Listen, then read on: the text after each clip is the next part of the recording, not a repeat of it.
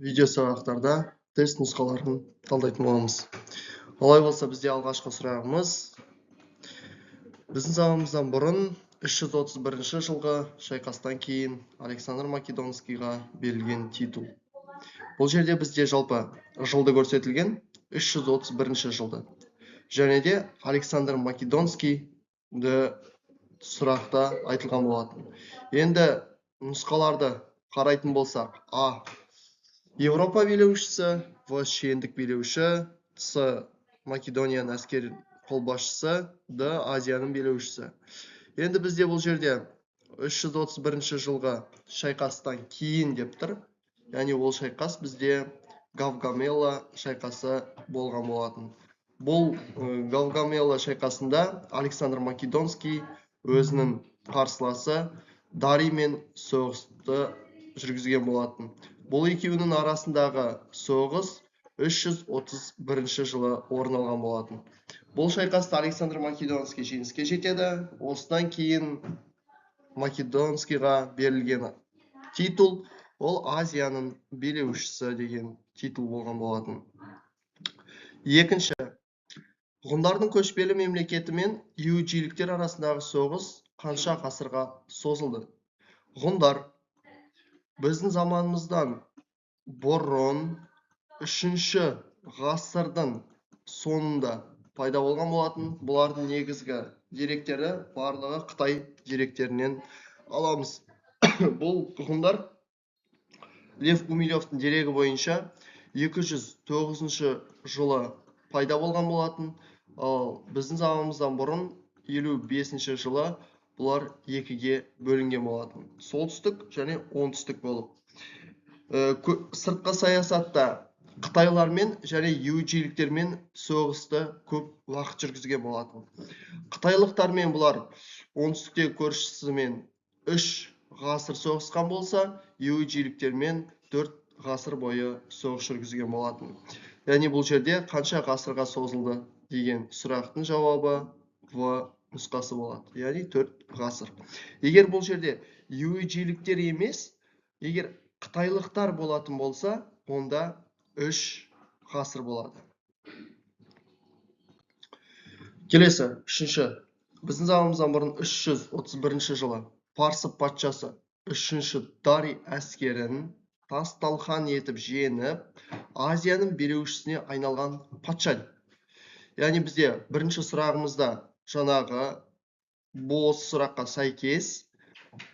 Бірақ бұл жерде бізде Гавгамела шайқасындағы бірінші сұрақта Александр Македонскийдің берілген титул деп сұралды. Ал бұл жерде 3-ші Дарий әскерін тас-талқан етіп, Азияның билеушісіне айналған патша. Әрине бізде Александр Македонский. Яғни бізде бірінші сұрақта Александр Македонскийға берілген титул деп сұрады. Ал бұл жерде Азияның билеушісіне айналған патша деп сұралып тұр. Яғни екі сұрақ, бір сұрақты екі рет айналдырып қойылып отырған сұрақ. Енді қалғандарын талдасақ, Мөде бұл ғұндардың алғашқы Шаниуиі. Екінші, Филипп Македонияны басқарған патша болады. Уди деген Хань әулетінің императоры. Төртінші сұрақ. 3-ші Дарий патша қаза тапқан соң, Дақтар мен Дақтар македондықтар жағына өтіп қандай жорыққа қатысады? 3-ші Дарий патша қаза тапқан соң. 3-ші Дарий бізде парсылықтар. Дақтар македондықтар жағына өтіп жорыққа қатысатын, негізі Үндістан жорығына қатысқан болатын. Қытай. Бұл Қытайлар оңтүстік бөлікте орналасқан, оңтүстік шығыс жеріндегі парсылықтар. 3-ші Дарийдің өзі Парсы мемлекетінен болғаннан кейін бұл жерде Парсы мемлекеті болмайды. Азия. Азия бұл бөлік. Киммер Скиф шабуылдары Ассирия империясының ыдырауына және қандай мемлекеттердің пайда болуына жол ашты? Киммер Скиф шабуылдары Ассирия империясының ыдырауына және қандай мемлекеттердің пайда болуына жол ашты. Бұл жерде әрине Ассирия империясы ыдырап құлағаннан кейін Киммер скифтердің шабуылдары Мидия, Парсы, яғни ирандықтардың мемлекеттерінің пайда болуына жол ашқан болатын. Енді екінші В нұсқасында Иранда көрсетілген, бірақ бұл жерде Ассирия дейді. Ал бізде сұрақта Ассирия империясының ыдырауына, яғни бұл жерде Ассирия уже мемлекеті жойылған болатын. С. Ассирия бұл жерде де жойылған.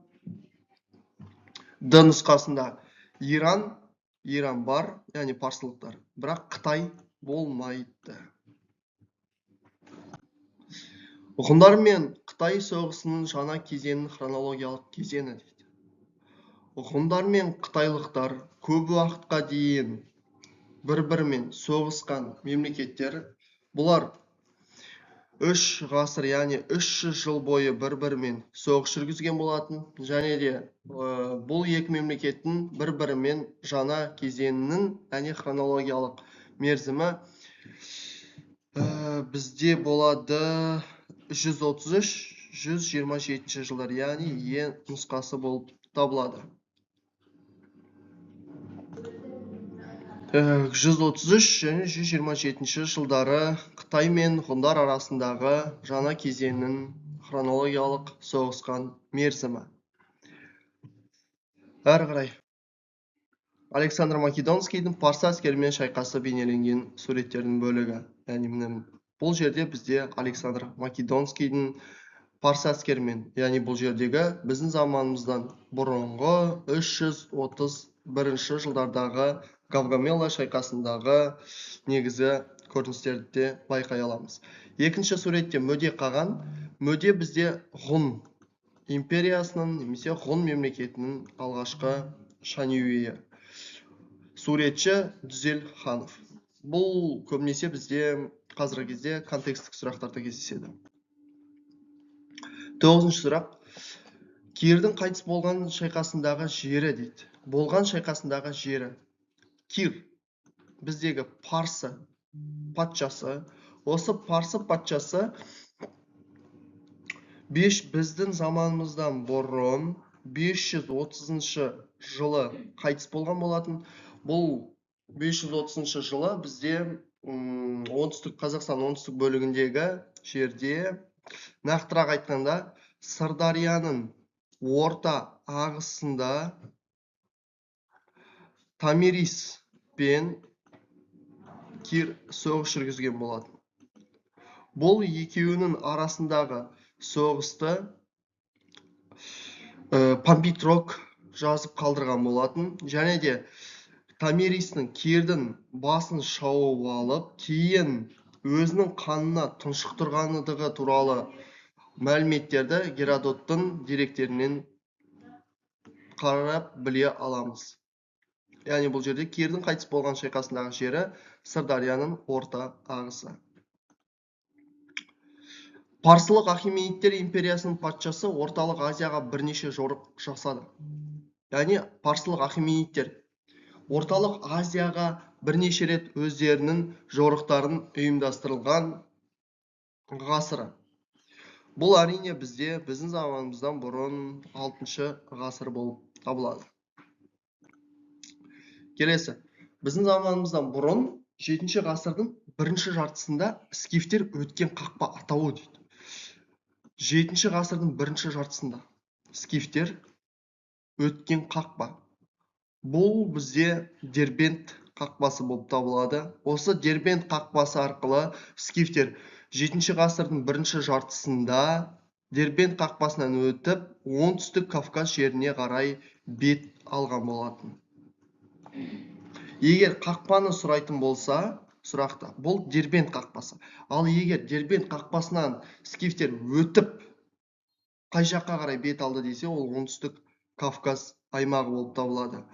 Егер скифтер оңтүстік Кавказ Дербент қақпасы арқылы қай уақытта өтті десе, ол біздің заманымыздан бұрын 7-ші ғасырдың бірінші жартысында. Келесі. Кирдің массагеттерге қарсы жорығы дейді. Бұл бағана сұрақта талданып қарастырып өттік. Кирдің массагеттерге қарсы жорығы біздің заманымыздан бұрын 530 жылы, яғни Томириспен соғысы туралы. Біздің заманымыздан бұрын 670 жылы соғыста қай скиф патшасы қаза болды. Бұл жерде скифтердің патшасы табуымыз керек, және де соғыста қаза тапқандығын туралы айтылған, сонымен қатар уақыты көрсетілген 670 жыл. Скунха болмайды бізде. Бірінші Дарийда болмайды. Бірінші Дарий бізде парсылардың Кирдан кейінгі ізбасары ретінде сипатталады. Кир ол бізде 530 жылы қайтыс болған болатын. Бұл жерде бізде 670 жылы сұрақ тұр. Яғни бізде бұл сұрақтың жауабы Д, яғни Иш-Бакай болды. Кирдің патшалық құрған жылдары дейді. Яғни Кир бізде парсы патшасы, және осы Кирдің бізде патшалық құрған уақыты. Біз білеміз, 530 жылы Кирдің қайтыс болғандығы туралы мәліметті білеміз. Осыған орай В және С нұсқаларын сызып тастаймыз. Бұлар мүлдем сәйкес келмейді. 530 жылға. Яғни бұл жерде А не Д. Кирдің патшалық құрған уақыты бізде А, яғни 558 жылдан 530 жылдар аралығында. 550 нұсқа деген болмайды. 13-ші сұрақ. Сатрап сөзінің мағынасы. Сатрап. Өз әскері бар аймақ емес. Өз астанасы бар аймақ болмайды. Ойпатты аймақ мүлдем сәйкес келмейді. Яғни бағынышты аймақ. Неге бағынышты аймақ? Себебі сыртқы саясатта кез келген бір мемлекетті басып алғаннан кейін оның территориясындағы аймақты басып алған аймақ бағынышты. Осы аймақты бізде сатрап деп атаймыз. Кир патша салдыртқан сақтар мемлекетімен соғдың шекарасындағы қала атауы. Кир патша, яғни парсылар, сақтармен соғдың, мысалға, сақтар және мысалы сақтар болса, бұл жерде мысалға бізде өмір сүріп жатыр соғдылар. Осы соғдылықтар мен сақтардың арасындағы Кир патша салдырған қала атауы осы бізде бактериялықтар болмайды. Маракант қаласы, ол қазіргі Самарқан қаласы болмайды. Давани болмайды. Бұл жерде Крушката қаласы. Осы шекараның бойындағы салдыртқан өзінің арасындағы қала Крушката қаласы. Әрі қарай. Біздің заманымыздан бұрын 3-ші ғасырдың соңында ғұн тайпалардың билігіне келген қолбасшы. 3-ші ғасырдың соңы. Ғұн тайпалары бізде Алтай бөлігінде, Қазақстан шығыс жағында өмір сүрген болатын. Қытайдың солтүстік бөлігіндегі көшпелі тайпа.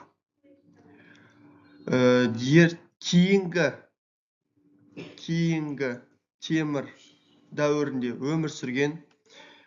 Бұл жерде Уди А нұсқасы болмайды. Уди бізде Хань империясының императоры. Джи болмайды. Неге болмайды Джи? Себебі ғұндар біздің заманымыздан бұрын 55-ші жылы екіге бөлініп кеткен болады. Солтүстік және оңтүстік. Осы солтүстік ғұндарды Джи басқарған болатын. Ал бізде билігіне келген қолбасшы 3-ші ғасырдың соңында. Кир мүлдем келмейді. Неге? Себебі Кир бізде парсы патшасы. Сол себепті бұл жерде бізде Мөде, Шанюи қолбасшы бол. 16-шы сұрақ.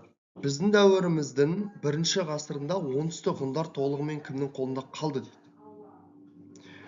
Біздің заманымыз, яғни бірінші ғасырда. Біздің заманымыздан бұрын 55-ші жылы ғұндар солтүстік және оңтүстік болып екіге бөлінеді. Жаңа жоғарғы 15-ші сұрақта атап өткеніміздей, солтүстік ғұндарды GG басқарды. Бұл GG өзі батысқа қарай қоныс аударған болатын. Қазақстанның бөлігіндегі оңтүстікке қарай қоныс аударылса, мысалға, бұл жерде бізде оңтүстік Қазақстан өңірінде Сырдарияның орта және төменгі ағысында Қанлы тайпасы өмір сүріп жатыр, ал Жетісу жерінде Үйсін тайпасы өмір сүріп жатса, ғұндар келді. Бұл ғұндарды Қанлылар өздеріне құшақ жая қарсы алып, талас өңірін береді. Бұғаларға ғұндардың келуіне қарсы болған Үйсін тайпасы болған болатын. Так, бұл жерде Үйсіндер деген болмайды. Келесі Македония. Македония Қазақстан территориясына емес.